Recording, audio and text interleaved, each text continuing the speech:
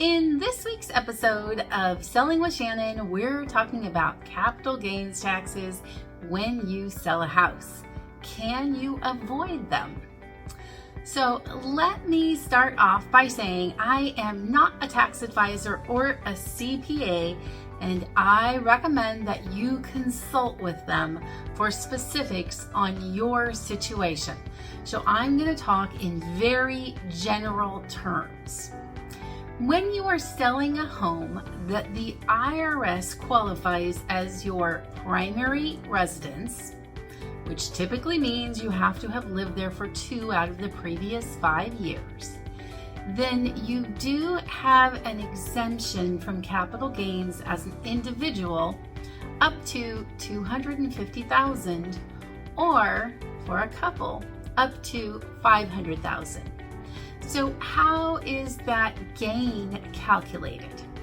You'll have to figure out the basis of the home, which is typically what you paid for it plus what you put into it.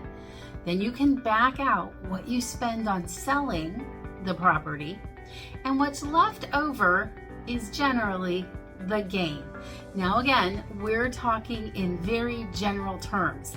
So if you want to get into the specifics about what things can you add to the basis, what costs can you subtract from that gain, definitely do talk to an accountant. You also want to talk to your accountant about whether or not the property qualifies as your primary residence if you have any doubt about that. Now, what if you're selling a house that isn't your primary residence, one that's been a rental? Well, then you might want to consider what's called a 1031 Tax Deferred Exchange. That lets you sell the property and have the proceeds go into a third-party accommodator account, and then you purchase a like-kind property using those proceeds.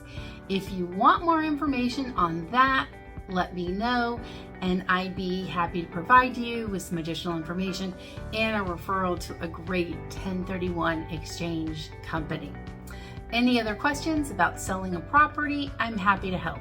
I'm Shannon with the Shannon Jones Team at Keller Williams Realty in Long Beach, California. Thanks for watching.